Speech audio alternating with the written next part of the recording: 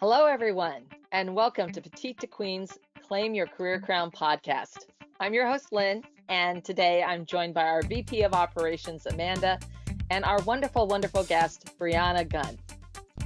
So Bree is a marketing strategist and a business mentor for success-driven entrepreneurs.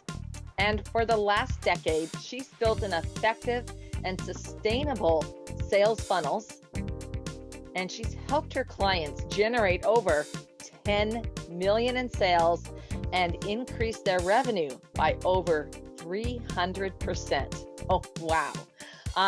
But she's, along this journey, she's also noticed how burnt out so many entrepreneurs are.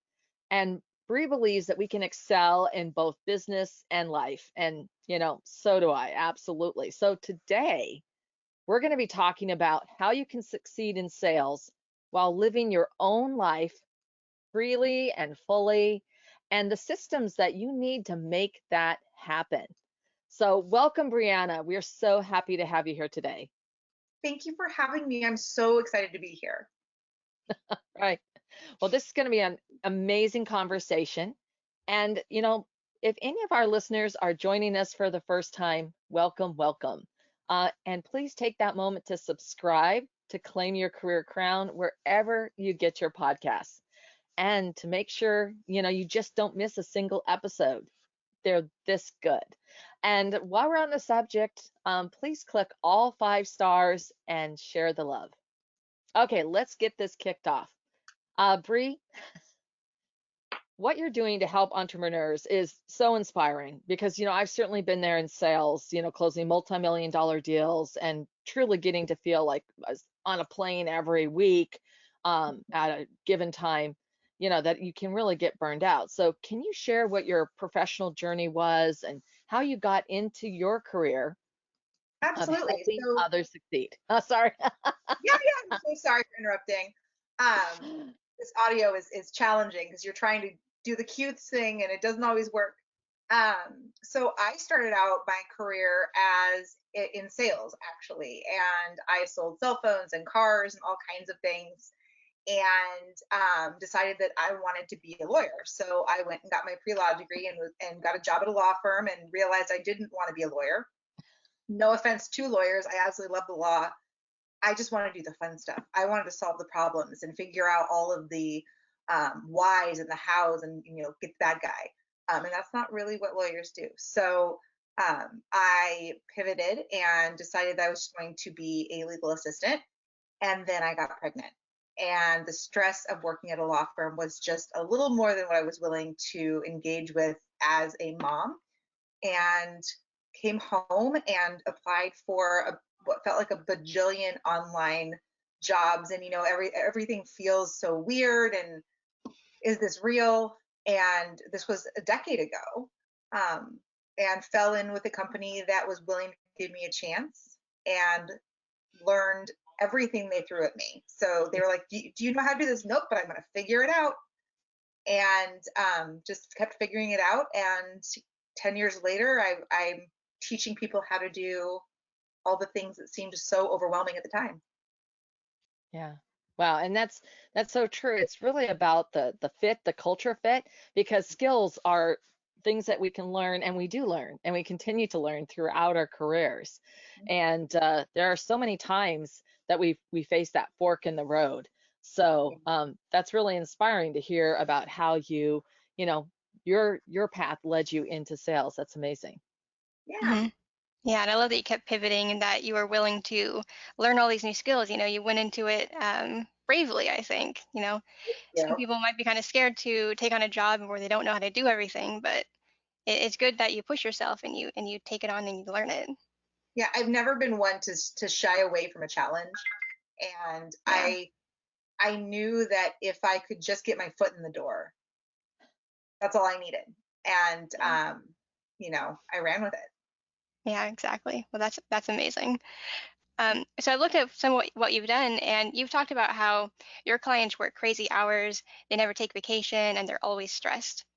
Why do you think success-driven people, and especially entrepreneurs, are so likely to fall into this always-on, go, go, go lifestyle? I think I think it's a combination of glorifying the hustle Hmm. and and then you see everyone else on the beach saying, I'm on vacation. I'm sorry, if you have your laptop on your lap on the beach, you are not on vacation, you are working. Let's stop lying to ourselves about what a vacation is. I think the go go go comes from being afraid of being left behind. And when you are a solopreneur or an entrepreneur with a small team, oftentimes your business doesn't run if you're not in it. Hmm. So we cultivate this hustle attitude, and really hustle is a sprint, it's not a marathon, and we treat it like it's a marathon, and then we burn out. Hmm. Yeah, that is so true. It's definitely something I've noticed more in American culture than in other cultures. I lived in Europe for a year and I lived in South America for a year. And I feel like, at least in my experience, it doesn't seem like people there are quite as um, job obsessed in the way that Americans are. I feel like Americans are a little bit more, um, we're more obsessed with our careers, and it makes it harder for us to step away on the weekends and on vacation and on the holidays. Yeah, for sure. Yeah. So, Lynn, you're going to say something? Yeah, I was. I was just thinking about this. I think there is a side also when you are the entrepreneur, you're the founder, you're the president, CEO of the company. There are a lot of responsibilities and things that you have that, you do need to find a way to delegate and to trust your team. And that's really an important lesson to learn. And I know that last year, I took a month vacation and my team executed on everything beautifully, with Amanda, of course, taking the lead and managing the team. Thank you for letting me have that Of course. incredible experience of the trip that I was able to take. And it's about, creating those systems and processes. And I know we're going to get into talking about that today, but I want to just encourage our audience that what Bree has to share with you is really going to allow you to take those steps in your life so that you can find that balance. Balance is so important. It's so funny. The work life balance when you're working from home doesn't really exist. So you have to build barriers and boundaries around it. If that means putting a sticky note on your door that says work hours are, or, closing the lid of your laptop and buying a TV so you're not using your laptop for entertainment and work. Um, there's all kinds of things that can be done so that you are almost forced to keep your boundaries Mhm. and pull yourself out of the hustle. Yeah, and that leads right into my next question, actually, which was about boundaries, because you've talked about the importance of them. Mhm. Why are they so vital, and how can even the busiest of workers make boundaries at work and actually stick to them? It's harder. Like I said, we're all working from home right now, or most of us are, and Mhm. or we work from home very recently, and the line blurs. I mean, we had to restart this podcast recording because my son burst into the room after, a 5-minute conversation about how mommy's busy. So I think the biggest thing with boundaries is having grace for yourself and for others, Mhm. understanding that we are sharing space that maybe we wouldn't have been sharing otherwise, and then doing things that work for you. So for me, that meant literally putting a sticky note on my door that said office hours, and you know locking the door when I wasn't working. It's shutting down your computer or your laptop completely at the end of the night so that booting it back up is kind of a pain in the butt, so that you're not tempted to go to work for just a little bit, because it's never just a little bit. Right. It's setting up an autoresponder that dictates your office hours and says, hey, I've got your message. Thank you so much for reaching out to me. My office hours are this to this. I do not work weekends or holidays. It's planning ahead for vacations. Just because you're the single person running your business doesn't mean you can't take an unplugged vacation. You just have to plan ahead. It's those little tiny baby steps in boundaries that eventually you won't need the crutch of the sticky note. You won't need the crutch of the autoresponder, but giving yourself a little bit of help when you're starting out is important. And then above all, give yourself a lot of grace. Yeah. Mhm. And Yeah. that's so true. I mean, I'm just going to jump in there because I know that that's one thing when I did take that month off, I did plan for that and I started doing work and working ahead at least 60 days prior so that because I was going to be in areas where I had no internet availability and I would have incredibly limited availability on the business days. And so that was one thing that I did. And I such a believer of planning. We all are here that Mhm. when you do that, then you can actually execute on it. Mhm. Yeah, Hmm. I plan a vacation every quarter. It's not huge, but I plan, a good 5 days that I'm unplugged where I'm not in the business. But it does take time. You have to plan ahead. You have to work ahead. Absolutely. And I like what you said too about communicating those boundaries. You said that you talked to your son about it. You say you have an autoresponder set up for your email. I think that's really important with boundaries is making sure that others understand your boundaries too, so they're not trying to encroach on your time Mhm. um, when you're not available. Yep.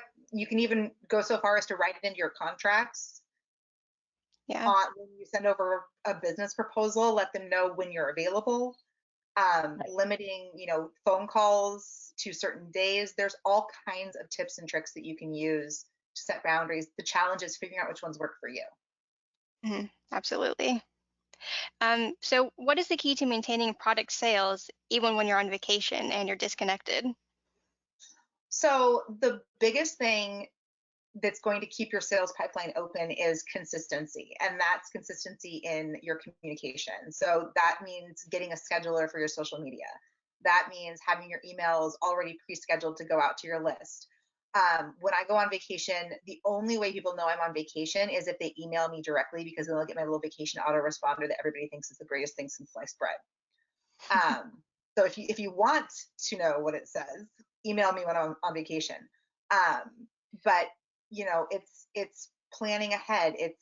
It's getting really strategic with that time. And so, when I head out for vacation, I make sure I have a whole week of content prepped. I make sure that I now have a small team. So I make sure my assistant knows what needs to go on. But before I had an assistant, I made sure that I touched each of my clients individually and I reached out and said, "Hey, I'm going on vacation from this day to this day.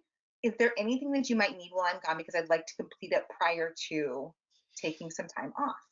And, I had people that were, "Oh my gosh, you're taking an actual unplugged vacation. What do you need?" And they saw me do it and realized I didn't die. Nothing broke.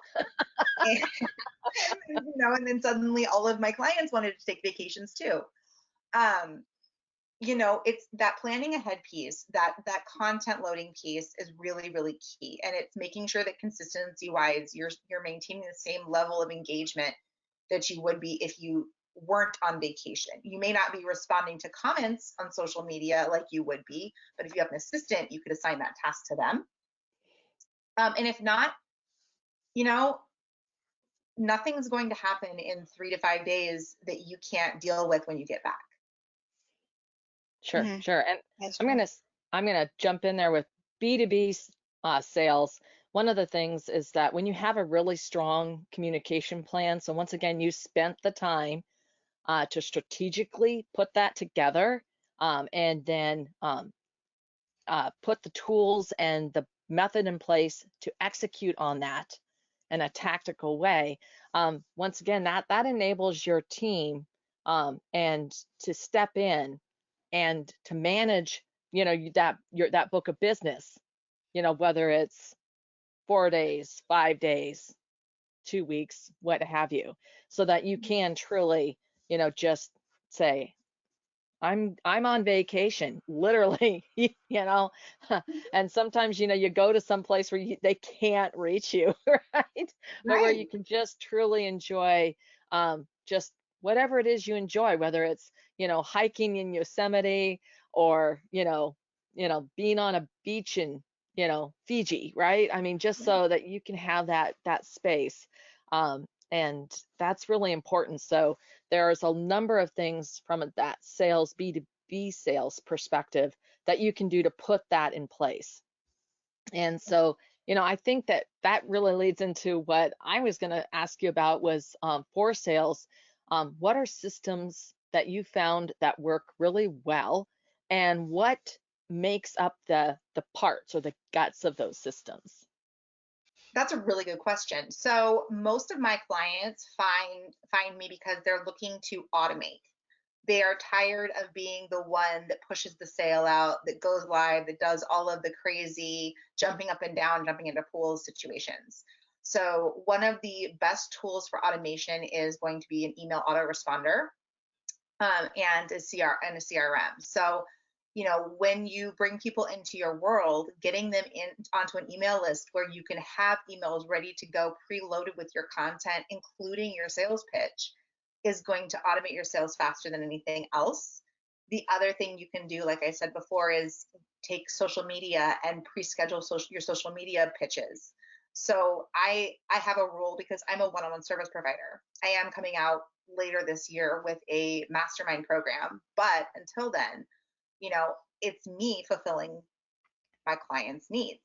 So for me, I have to be very high touch, but I don't want to be high touch all the time. So it's finding the right tools to do the outreach. It's finding the right tools and scheduling those calls to action so that you're not always selling, because that is take it from someone who used to sell cars. It's a huge turnoff.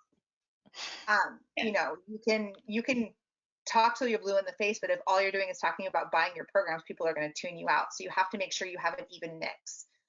If you're looking for specific numbers, typically for every 4 general posts, you can do 1 pitch. That's kind of a best practices rule of thumb, for like LinkedIn, Facebook, Instagram, because you don't want to be known as the person who always sells, right? You need to provide high value. So one of the best things you can do in addition to having an autoresponder, a CRM, and scheduling your social media is to make sure that whatever you're doing, however your outreach is, whether it's in person or online, that the value you provide before you ever ask for the sale is top notch. Because then people wonder, well, if that was free, what do I get if I pay her? Right. Yeah. So, and I'm going to add to that too, from that, that B2B sales relationships, that there's a certain part where you definitely, automation and tools are very important, but you also don't want to become a robot, and you need to be very aware of that. I really encourage our clients to create templates. And once again, it just comes down to that plan and the cadence, of that outreach, and adding value every step along the way, adding value, because it really gives people a taste of what it's going to be like to work with you. And it's so important that they don't feel like they're being hunted, like somehow they've got a target on their back. And when you're consistently delivering value, you really do overcome that feeling of you're just a number to them, right? You're really making the connection. So, Bria, I just have to ask you, like as we're rounding up and finishing up this podcast, what are your final tips, for achieving sales success, while still having time for your family time and me time? So the first thing I would say is set your boundaries. Sit down and figure out what your office hours are, because you're going to be more motivated to work on the things that aren't so fun if you know you only have to do it for a certain period of time. Pull your expectations back and get realistic. We're in a very weird time right now, as we're recording this, and things are moving at a different pace than they used to, and paces change. So giving yourself a whole bunch of grace for your launches and your programs is going to go far. Making sure you plan ahead, and like Lynn said, don't rely solely on automations. Make sure you're checking on things. Make sure the emails are actually going out. Make sure that your things are being posted where they're supposed to be posted, because technology is great until it fails, and it never is going to fail. And that's okay. That's what it's supposed to do. We need to be smarter than the robots that we use to send our information out. And reach out to people who are further ahead in the journey, and find out what they're doing that helps them be successful. Find out what tools, tips, and tricks you can glean from them. Most of us out there would be happy to hop on a quick 30-minute phone call with you. We want more entrepreneurs in the workspace. We want more business owners. And you can read all the books you want, but it really is taking the pieces that work for you and replicating them over and over and over again. And if someone tells you that in order to be successful, you have to do 10 jumping jacks every morning and you hate jumping jacks, you're not going to do that. So don't take that piece of advice. Say thank you, smile, and move on. Yeah. Right. That is so true. And I really want to encourage everyone to think about that, because there's so much out there, but there's certain things that really don't fit for you. But then there's other things that make you uncomfortable. And those are the things to say, well, why does this make me feel uncomfortable? And to question whether or not it's just that you've put some self-limiting beliefs there, and you do actually need to break down some of those barriers and try something new and stretch yourself. That's one of the most important things in this dynamic time that we live in, is that you need to be able to learn, unlearn, and relearn, because things are just changing so quickly. You can use I have a 3-question test that I use when I'm uncomfortable about something, and I always ask myself, does this align with my core values? And if the answer to that question is yes, then I move on to the next question. Does this align with my current goals in my business? Yes, great. And the third question is, does this impede my other time, my family, my downtime, my personal time in any way? And if it passes all 3, then the fear is probably fear of the unknown and fear of growth. If I hit a wall and get a no, then the fear or the anxiety that I'm feeling because of it is probably because it goes against the grain of who I am and what I stand for. Yeah, That's good advice. Yeah, that's what a perfect way to end this. Wow, Breanna, that was that was the home run for the end of the show. Thank you so much for sharing your knowledge, about having sales systems and how they allow you to maintain work-life balance. And I would really love to have you share with our listeners how and where they can find out more about you. You can find me at breannagunn.com or on LinkedIn at Breanna Gunn, Facebook at the Breanna Gunn, or TikTok. All right. And we'll make sure to share all of those links. Breanna, Amanda, this has been such a great, great conversation. And I also want to reach out to our audience. If you have any ideas that you would like to share, you can chime off in the comment section. We really do appreciate that, and we love to hear from you. And if you have a question or would like to suggest topics for the discussion, you can also email us at jointheconversation@petitetoqueen.com. And finally, to stay current on all of our informative advice and breakthrough advantages, please take that one moment to sign up for our weekly wisdoms at petitetoqueen.com. Okay, thank you, everyone. Thanks for listening.